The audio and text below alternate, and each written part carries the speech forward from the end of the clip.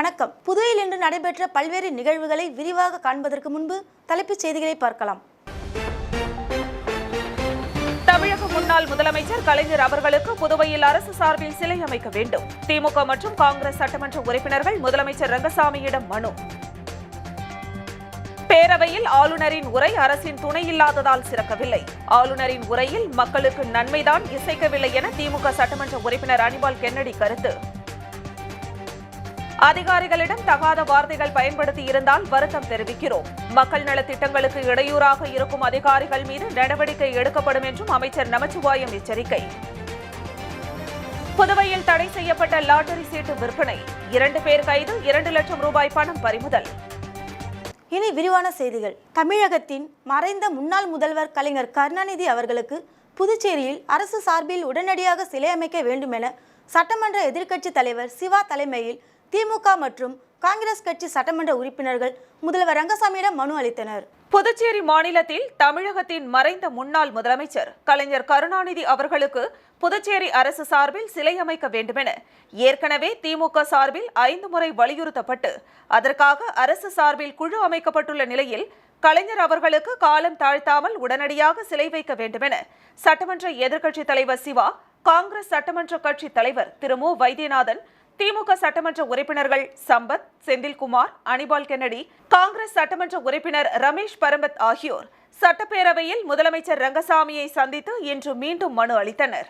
அந்த மனுவில் முதலமைச்சர் அவர்களுக்கு புதுச்சேரி மாநில திமுக உறுப்பினர்கள் வணக்கத்துடன் எழுதிக் கொள்வது என்னவெனில், தமிழ்நாட்டில் 5 முறை முதல்வராக இருந்து எண்ணற்ற மக்கள் நல திட்டங்களை கொண்டு வந்து தமிழ்நாடு முன்னோடி மாநிலமாக திகழச் செய்தவர் என்றும், திமுக தலைவராக 50 ஆண்டு காலத்திற்கும் மேலாக இருந்து வழிநடத்தியவர் என்றும், தமிழகம் மற்றும் புதுச்சேரி மாநில வளர்ச்சிக்கு பாடுபட்டவர் என்றும், பொது வாழ்வில் 80 ஆண்டு காலம் தம்மை அர்ப்பணித்துக் கொண்டு தமிழுக்கும் தமிழ் மக்களுக்கும் பணியாற்றிய மேனாள் தமிழக முதல்வர் முத்தமிழறிஞர் டாக்டர் கலைஞர் அவர்களுக்கு புதுச்சேரி அரசு சார்பில் சிலை அமைக்க வேண்டுமென புதுச்சேரி திமுக சார்பில் இப்பேரவையில் கோரிக்கை வைத்ததாகவும், அதேபோல் எங்கள் தலைவர் கலைஞர் அவர்களின் 4ஆம் ஆண்டு நினைவு தினத்தன்று நாங்களும் எங்கள் கழகத்தின் மூத்த முன்னோடிகளும் தங்களை நேரில் சந்தித்து சிலை நிறுவ வலியுறுத்தியுள்ளதாகவும் குறிப்பிடப்பட்டுள்ளது.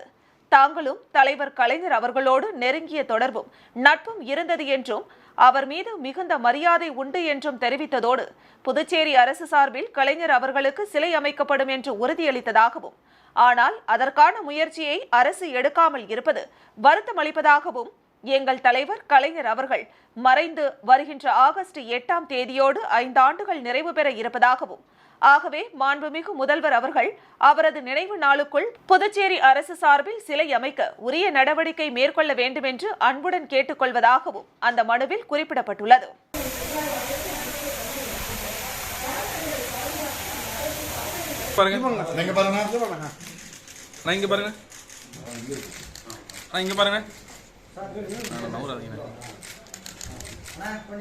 சார் கொஞ்சம் உள்ள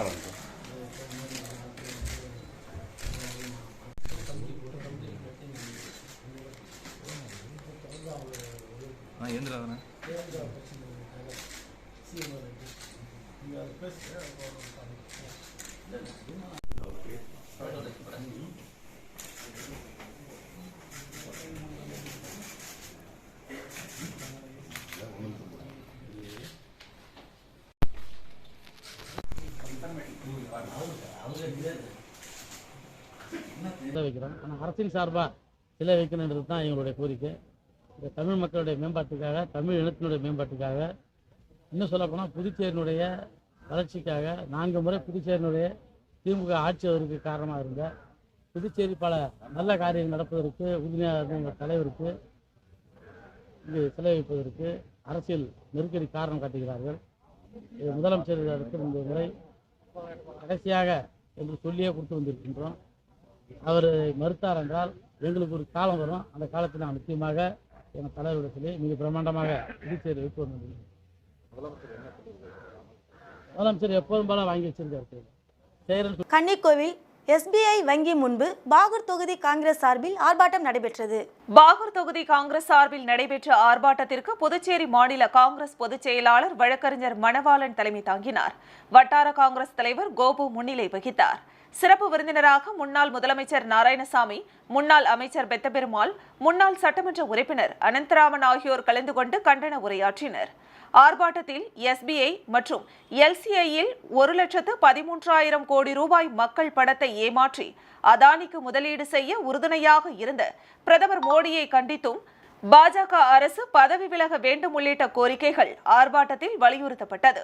ஆர்ப்பாட்டத்தில் மூத்த தலைவர் ஹரிகிருஷ்ணன், VCK தாயப்பன், மீனவரணி போத்திராஜ், தொகுதி செயலாளர் ராம்ஜி, கோவிந்தன் உள்ளிட்ட நிர்வாகிகள் பலர் கலந்து கொண்டனர்.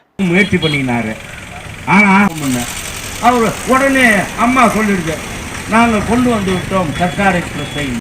சோனியா காந்தியை நம்புங்கள், பிரியங்கா காந்தியை நம்புங்கள், மன்மோகன் சிங்கை நம்புங்கள். மரியாதைக்குரிய பிரதமர், இந்த நாட்டில் உள்ள அனைத்து மக்களுக்கும் சுவிஸ் வங்கியில் இருக்கின்ற கள்ளப்பணத்தை, இந்திய கள்ளப்பணத்தை இந்தியாவுக்கு கொண்டு வந்து இந்த நாட்டில் உள்ள இளைஞர்களுக்கு, தாய்மார்களுக்கு 2 கோடி பேருக்கு வேலை வாய்ப்பு கொடுப்போம் என்று சொன்னார். ஆனால் வேலையில்லா திண்டாட்டம் அதிகரித்திருக்கிறது.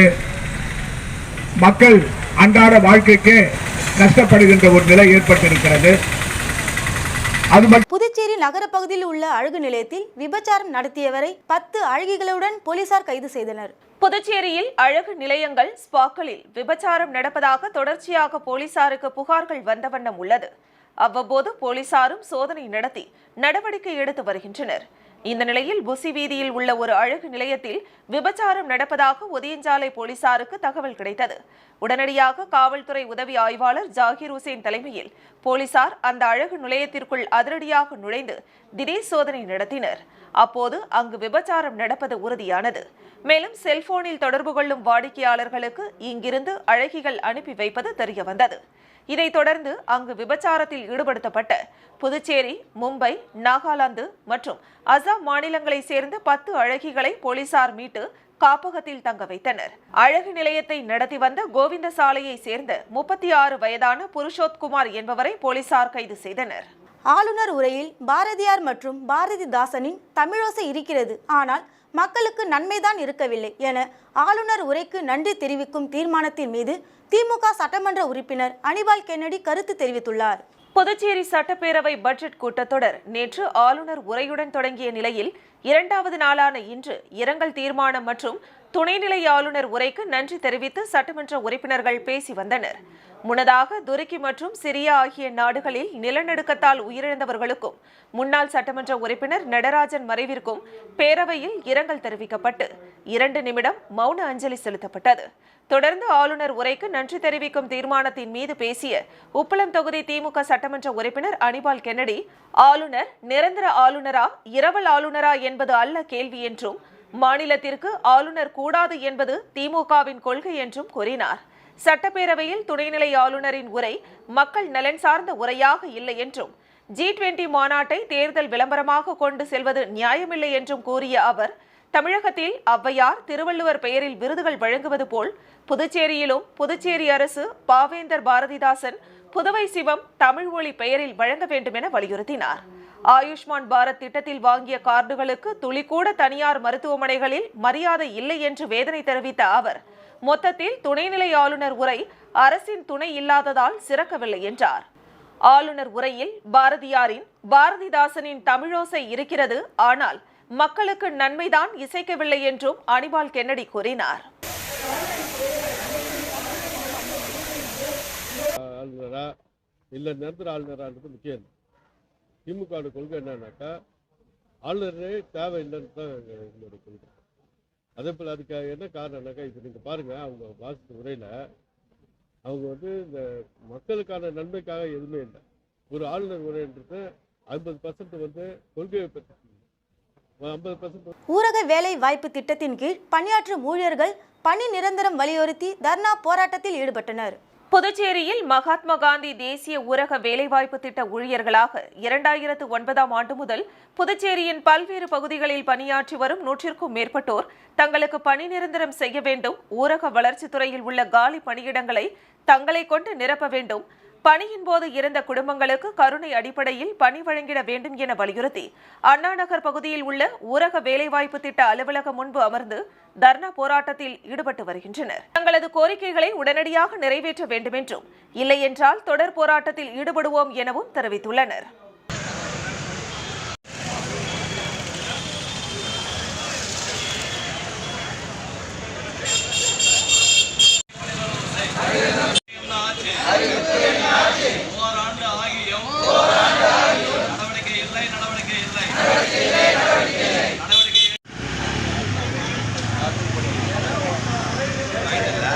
அவர் எட்டவையா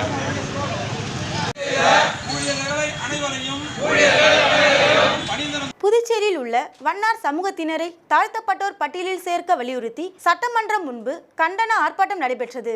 புதுச்சேரி பிரதேச ரசகுலத்தோர் நலசங்கம் சார்பில் கண்டன போராட்டம் புதுச்சேரி சட்டமன்றம் அருகே நடைபெற்றது. நலசங்க தலைவர் ஆறுமுகம் தலைமையில் நடைபெற்ற போராட்டத்தில் வில்லியனூர், அரும்பார்த்தபுரம், பாகூர் உள்ளிட்ட பகுதிகளில் புதியதாக டோபிகானா அமைத்துக் கொடுக்க வேண்டும், வண்ணார் சமூகத்தினரை தாழ்த்தப்பட்டோர் பட்டியலில் இணைக்க வேண்டும், அதுவரை மிகவும் பிற்படுத்தப்பட்டோர் பட்டியலில் இருந்து 5% உள் இடஒதுக்கீடு வழங்க வேண்டும், வண்ணார் சமூகத்தினருக்கு இலவச மனைப்பட்டா வழங்க வேண்டும் என்பன போன்ற கோரிக்கைகளை வலியுறுத்தி போராட்டத்தில் கலந்து கொண்ட 100க்கும் மேற்பட்டோர் கண்டன கோஷங்களை எழுப்பி தங்களது எதிர்ப்பை அரசுக்கு தெரிவித்தனர். தொடர்ந்து நலசங்க தலைவர் ஆறுமுகம் கூறுகையில், கடந்த 20 ஆண்டுகளுக்கும் மேலாக இலவச மனைப்பட்டா கேட்டு போராடி வருவதாகவும், ஆனால் அரசு செவிசாய்க்கவில்லை என்றும் கூறினார். மேலும் தாழ்த்தப்பட்டோர் பட்டியலில் வண்ணார் சமூகத்தினரை இணைக்கும் வரை பிற்படுத்தப்பட்ட பட்டியலில் 5% உள் இடஒதுக்கீடு வழங்க வேண்டும் என்றும், அதற்கான உத்தரவை நடப்பு பட்ஜெட் கூட்டத்தொடரிலே அறிவிக்க வேண்டும் என்றும் அவர் கேட்டுக்கொண்டார்.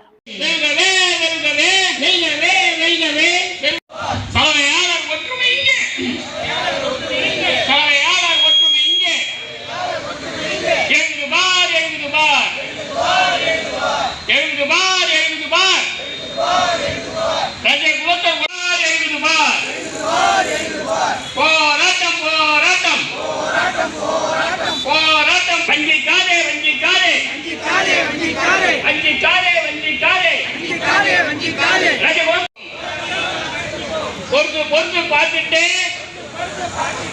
இதுக்கு இறங்கி வந்துட்டோம். பொறுத்து பார்த்துட்டு தோற்றதில்லை. பாப்ஸ்கோ ஊழியர்களுக்கு அளித்த வாக்குறுதிகளை நிறைவேற்ற வலியுறுத்தி சட்டமன்றம் முன்பு பாப்ஸ்கோ ஊழியர்கள் தொடர் தர்ணா போராட்டத்தில் ஈடுபட்டதால் பரபரப்பு ஏற்பட்டது. பாப்ஸ்கோ ஊழியர்களுக்கு கடந்த 65 மாதங்களாக நிலுவையில் உள்ள ஊதியத்தை வழங்க வேண்டும், நிறுவனத்தை செயல்பாட்டிற்கு கொண்டு வந்து ஊழியர்கள் அனைவருக்கும் வேலை கொடுக்க வேண்டும் உள்ளிட்ட கோரிக்கைகளை வலியுறுத்தி பாப்ஸ்கோ ஊழியர்கள் ஏஐடியூசி தலைமையில் கடந்த ஆண்டு செப்டம்பர் 14ஆம் தேதி முதல் தொடர்ந்து 13 நாட்களாக பல்வேறு விதமான போராட்டங்களை நடத்தி வந்தனர். இப்போராட்டத்தின் விளைவாக கடந்த ஆண்டு செப்டம்பர் 30ஆம் தேதியன்று அமைச்சர் அலுவலகத்தில் சங்க நிர்வாகிகளுடன் அமைச்சர் பேச்சுவார்த்தை நடத்தினார். இந்த பேச்சுவார்த்தையில் 2 மாதங்களுக்குள் பாப்ஸ்கோ நிறுவனத்தை மறுசீரமைப்பு செய்வதென்றும், ஊழியர்களுக்கு ஊதியம் பட்டுவாடா செய்வது என்றும், அனைத்து கடன்களையும் தீர்ப்பது என அமைச்சர் எழுத்துப்பூர்வமாக உறுதியளித்தார். இதனை ஏற்று ஊழியர்களின் தொடர் போராட்டம் விலக்கிக் கொள்ளப்பட்டது. ஆனால் இதுவரை அவற்றை செயல்படுத்தவில்லை. இந்த நிலையில் ஊழியர்கள் துறை அமைச்சர் மற்றும் முதலமைச்சரை கண்டித்தும் உடனடியாக ஊழியர்களுக்கு நிலுவை ஊதியத்தை வழங்க வேண்டும், நிறுவனத்தை திறந்து வேலை வழங்க வேண்டும் என கூறி ஏராளமான ஊழியர்கள் தொடர் காத்திருப்பு தர்ணா போராட்டத்தில் ஈடுபட்டுள்ளனர்.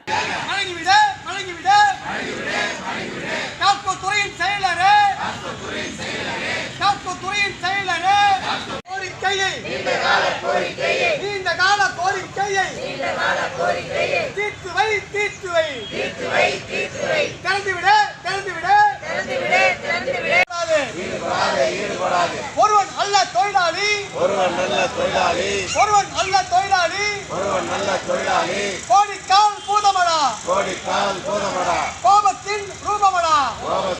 ஒரு சிறிய விளம்பர இடைவேளைக்கு பிறகு செய்திகள். We ensure 100% safety for the students. பொதுவாகவே அகாடமிக் சென்டரில் ஒரு சில டீச்சர்ஸ் என்கரேஜ் பண்ணுவாங்க, ஒரு சில டீச்சர்ஸ் டிஸ்கரேஜ் பண்ணுவாங்க. ஆனால் ப்ரொஃபஸர் அச்சீவ் அகாடமியில் எல்லாருமே என்கரேஜ் தாங்க பண்ணுவாங்க, யாரையுமே டிஸ்கரேஜ் பண்ண மாட்டாங்க. NEET and JEE crash courses admission going on. Professors Achieve Academy, right place for for real talents. வாருங்கள், புதியதொரு எதிர்காலம் நம் கையில். Number 58/2 Kudapakkam main road, Villianur, Puducherry. செய்திகள் தொடர்கின்றன.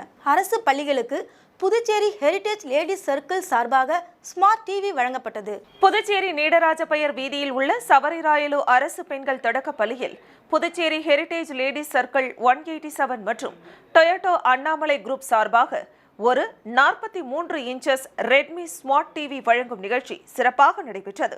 விழாவில் புதுச்சேரி ஹெரிடேஜ் லேடிஸ் சர்க்கிள் தலைவர் சுபா திலீப் மற்றும் பிரியா மனோஜ் பங்கேற்று டிவியை வழங்கினர். பள்ளி கல்வித்துறை சார்பாக 2ஆம் வட்ட பள்ளி துணை ஆய்வாளர் குமார் கலந்து கொண்டு வாழ்த்துரை வழங்கினார். பள்ளி ஆசிரியர் சிவப்பிரகாசம் வரவேற்புரை வழங்கினார். பொறுப்பாசிரியை கோமதி நன்றி கூறினார். நிகழ்ச்சி ஏற்பாடுகளை பள்ளியின் அனைத்து ஆசிரியர் பெருமக்களும் செய்திருந்தனர்.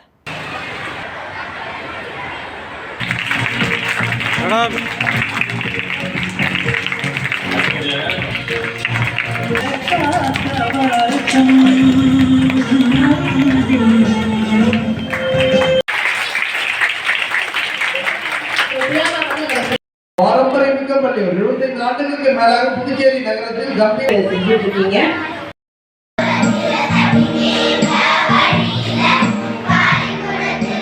3 சீட்டு லாட்டரி விற்பனை செய்வதாக பாகூர் போலீசாருக்கு தகவல் வந்ததை அடுத்து அப்பகுதியில் ரோந்து பணியில் ஈடுபட்டிருந்த போது சந்தேகத்திற்கு இடமாக நின்று கொண்டிருந்த ஒருவரை போலீசார் கைது செய்தனர். புதுச்சேரியில் லாட்டரி சீட்டுகள் விற்க தடை விதிக்கப்பட்டுள்ளது.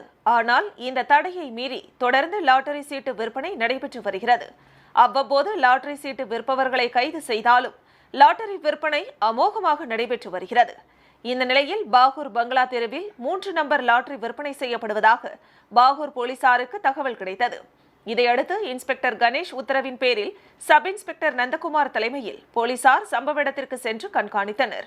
அப்போது பங்களா வீதியில் ரோந்து பணி சென்றபோது அங்கு நின்றிருந்த சிலர் போலீசார் வருவதை கண்டு தப்பி ஓட முயற்சித்தனர். சந்தேகமடைந்த போலீசார் ஒருவரை மடக்கி பிடித்து விசாரணை நடத்தினர்.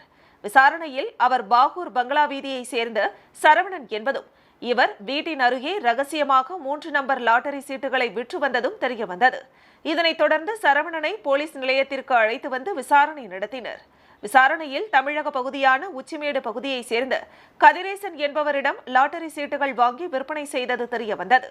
பின்னர் சரவணன் கொடுத்த தகவலின் பேரில் பாகூர் போலீசார் வழக்கு பதிவு செய்து சரவணன் மற்றும் கதிரேசனை கைது செய்து அவர்களிடமிருந்து லாட்டரி விற்பனை செய்த 2,12,690 ரூபாய் ரொக்க பணமும் 3 நம்பர் லாட்டரி சீட்டுகள் அச்சடிக்க பயன்படுத்தப்பட்ட லேப்டாப், பிரிண்டர், 7 செல்போன்கள் ஆகியவற்றையும் போலீசார் பறிமுதல் செய்து சிறையில் அடைத்தனர்.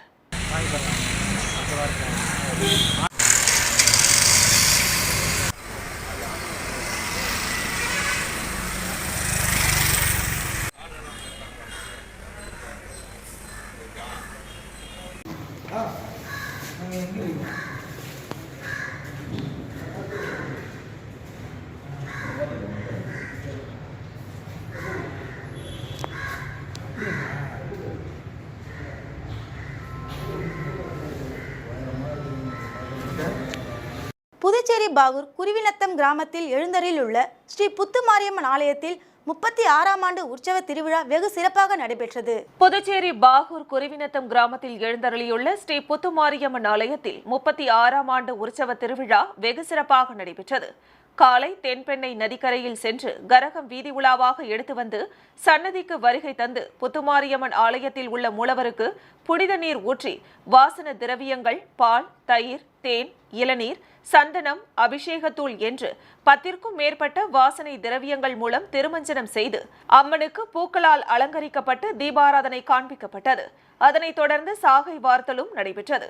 விழாவில் சிறப்பு விருந்தினராக பாகூர் தொகுதி சட்டமன்ற உறுப்பினர் செந்தில்குமார் மற்றும் பொதுமக்கள் திரளாக கலந்து கொண்டு ஸ்ரீ புத்துமாரியம்மனை வணங்கி சென்றனர். இந்த ஏற்பாட்டினை கோவில் நிர்வாகிகள் மற்றும் ஊர் பொதுமக்கள், இளைஞர்கள் செய்திருந்தனர்.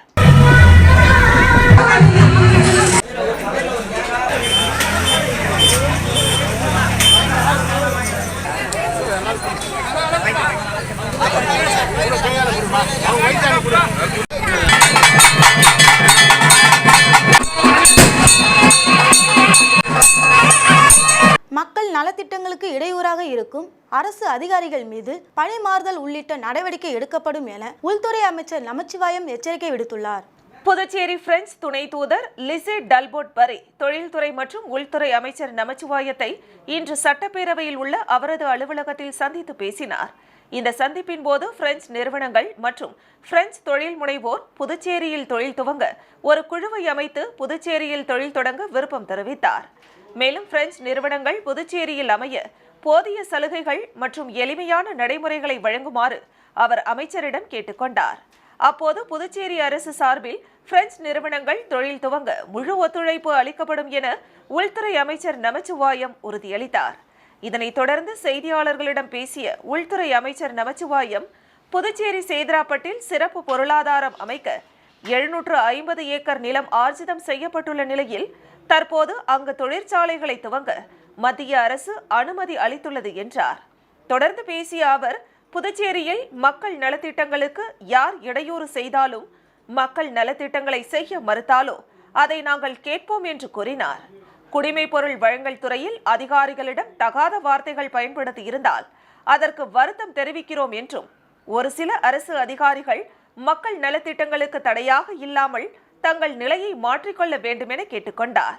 மேலும் மக்கள் நலத்திட்டங்களுக்கு தடையாக இருக்கும் அதிகாரிகள் மீது இடமாறுதல் உள்ளிட்ட நடவடிக்கை எடுக்கப்படும் என்றும் அமைச்சர் நமச்சிவாயம் எச்சரிக்கை விடுத்தார். எனவே இன்றைக்கு புதுவை மாநிலத்தில் பல்வேறு அமைப்புகள் தொழில் தொடங்குவதற்கு இன்றைக்கு தயாராக இருக்கின்ற ஒரு சூழல் இந்த அரசால் இன்றைக்கு உருவாக்கப்பட்டிருக்கின்றது. அதற்கு பாரத பிரதமர் அவர்களும் மரியாதைக்குரிய உள்துறை அமைச்சர் திரு அமித்ஷாஜி அவர்களும் இதற்கு எங்களுக்கு மிகுந்த ஒத்துழைப்பை அளித்து அத்தகைய வாய்ப்பை உருவாக்கி கொடுத்திருக்கின்றார்கள். அவருக்கு இந்த நேரத்திலே நாங்கள் நன்றி சொல்ல கடமைப்பட்டிருக்கின்றோம். ஏனென்றால் கிட்டத்தட்ட 8 ஆண்டு காலமாக அங்கே அந்த தொழில் தொடங்குவதற்கு மத்திய அரசுடைய அனுமதி கிடைக்கப்படாமல் இருந்தது. மரியாதைக்குரிய பாரத பிரதமர் அவர்கள் தேர்தல் நேரத்தில் புதுவை மாநிலத்திற்கு வருகை தந்த பொழுது புதுவை மாநிலத்தை நாங்கள் பெஸ்ட் புதுச்சேரியாக உருவாக்குவோம் என்ற வாக்குறுதியை கொடுத்துவிட்டு சென்றார்கள். அந்த அடிப்படையில் புதுச்சேரி கிராமாலயா தொண்டு நிறுவனத்தின் சார்பில் சர்வதேச மகளிர் தின பேரணி நடைபெற்றது. புதுச்சேரி மாநிலம் கிராமாலயா தனியார் தொண்டு நிறுவனத்தின் சார்பாக சர்வதேச மகளிர் தின விழா கொண்டாடப்பட்டது. புதுச்சேரி முத்தரையர்பாளையத்தில் உழவர்கரை நகராட்சியுடன் இணைந்து மகளிர் தின விழா பேரணி நடைபெற்றது. இப்பேரணியில் உழவர்கரை நகராட்சி துப்புரவு பணியாளர்கள் அனைவரும் கலந்து கொண்டனர். முன்னதாக இப்பேரணியை உழவர்கரை நகராட்சி அலுவலர்கள் மற்றும் கிராமாலயா பணியாளர்கள் செந்தில்குமார் மற்றும் பொன்னுசாமி ஆகியோர் துவக்கி வைத்தனர். அப்படியே மூவ் பண்ணுங்க சார். போங்க சார், போங்க சொல்லுங்க.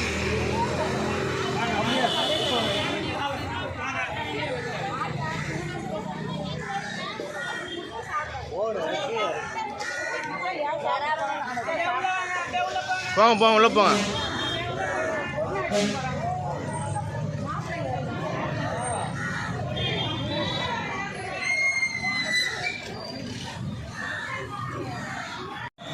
சர்க்கார் எக்ஸ்பிரஸ் ரயில் புதுச்சேரி வரை நீட்டிப்புக்கு ஏனாம் தொகுதி சட்டமன்ற உறுப்பினர் கொல்லப்பள்ளி சீனிவாச அசோக் நன்றி தெரிவித்துள்ளார். ஏனாம் மக்களின் பல வருட கோரிக்கையான புதுச்சேரி ஏனாம் இடையே பொது போக்குவரத்து வசதியை ஏற்படுத்தும் வகையில் செங்கல்பட்டில் இருந்து காக்கிநாடா வரை சென்ற சர்க்கார் எக்ஸ்பிரஸ் ரயிலை புதுச்சேரி வரை தற்போது நீட்டித்துள்ளது.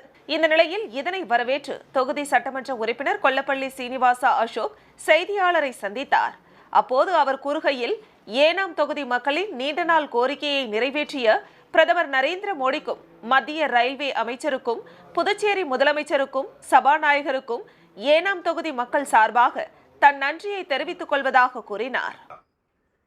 ఇది యానం ప్రజలందరూ కూడా ఇది ఎవరి ద్వారా అయ్యింది అనేది చరిత్రలో నిలిచిపోయే విధంగా బీజేపీ గవర్నమెంట్ చేసినందుకు యానం ప్రజలందరూ కూడా గుర్తుపెట్టుకుని మీరు మాకు మరిన్ని ఇటువంటివి చేస్తారని ఆశిస్తూ సెలవు తీసుకుంటాం. புதுச்சேரி ரெயின்போ நகர் பகுதியில் அமைந்துள்ள ஸ்ரீ புதுவை தும்பூர் நாகாத்தம்மன் ஆலயத்தில் 4ஆம் ஆண்டு விழாவை முன்னிட்டு ஸ்ரீ சிவபார்வதி திருமண வைபவ விழாவில் ஏராளமான பக்தர்கள் கலந்து கொண்டு சுவாமி தரிசனம் செய்தனர். புதுச்சேரி ரெயின்போ நகர் பகுதியில் அமைந்துள்ள ஸ்ரீ புதுவை தும்பூர் நாகாத்தம்மன் ஆலயத்தில் 4ஆம் ஆண்டு விழாவை முன்னிட்டு ஸ்ரீ சிவபார்வதி திருமண வைபவ விழா நடைபெற்றது. இதில் மங்கள வாத்தியங்கள் முழங்க ஏராளமான பக்தர்கள் சீர்வரிசை ஊர்வலமாக எடுத்து வந்தனர். மின் விளக்குகளாலும் மலர்களாலும் அலங்கரித்து வைக்கப்பட்டிருந்த சுவாமிகளுக்கு சிறப்பு பூஜைகள் நடைபெற்று அதனைத் தொடர்ந்து திருக்கல்யாண உற்சவ வைபவம் நடைபெற்றது. இதில் திரளான பக்தர்கள் கலந்து கொண்டு சுவாமி தரிசனம் செய்தனர். தொடர்ந்து பக்தர்களுக்கு அன்னதானம் வழங்கப்பட்டது. விழாவிற்கான ஏற்பாடுகளை புதுவை தும்பூர் நாகாத்தம்மன் குடும்பத்தினர் மற்றும் ஆலய நிர்வாகி மகாலட்சுமி அசோக் மற்றும் இளைஞர்கள் ஆகியோர் செய்திருந்தனர்.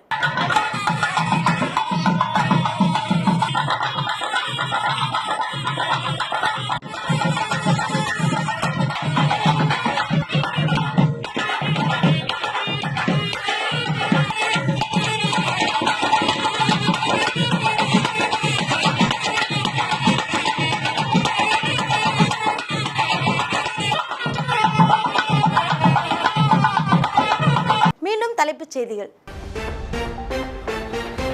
தமிழக முன்னாள் முதலமைச்சர் கலைஞர் அவர்களுக்கு புதுவையில் அரசு சார்பில் சிலை அமைக்க வேண்டும். திமுக மற்றும் காங்கிரஸ் சட்டமன்ற உறுப்பினர்கள் முதலமைச்சர் ரங்கசாமியிடம் மனு. பேரவையில் ஆளுநரின் உரை அரசின் துணை இல்லாததால் சிறக்கவில்லை. ஆளுநரின் உரையில் மக்களுக்கு நன்மைதான் இசைக்கவில்லை என திமுக சட்டமன்ற உறுப்பினர் அனிபால் கென்னடி கருத்து. அதிகாரிகளிடம் தகாத வார்த்தைகள் பயன்படுத்தி இருந்தால் வருத்தம் தெரிவிக்கிறோம். மக்கள் நலத்திட்டங்களுக்கு இடையூறாக இருக்கும் அதிகாரிகள் மீது நடவடிக்கை எடுக்கப்படும் என்றும் அமைச்சர் நமச்சிவாயம் எச்சரிக்கை. புதுவையில் தடை செய்யப்பட்ட லாட்டரி சீட்டு விற்பனை. 2 பேர் கைது, 2 லட்சம் ரூபாய் பணம் பறிமுதல். இத்துடன் செய்திகள் நிறைவடைந்தன. உங்களிடமிருந்து விடைபெறுவது எஸ் ஜானகி. செய்திகளை உடனுக்குடன் தெரிந்து கொள்ள கமலா தொலைக்காட்சி சமூக வலைதளத்தை பின்பற்றவும். நன்றி, வணக்கம்.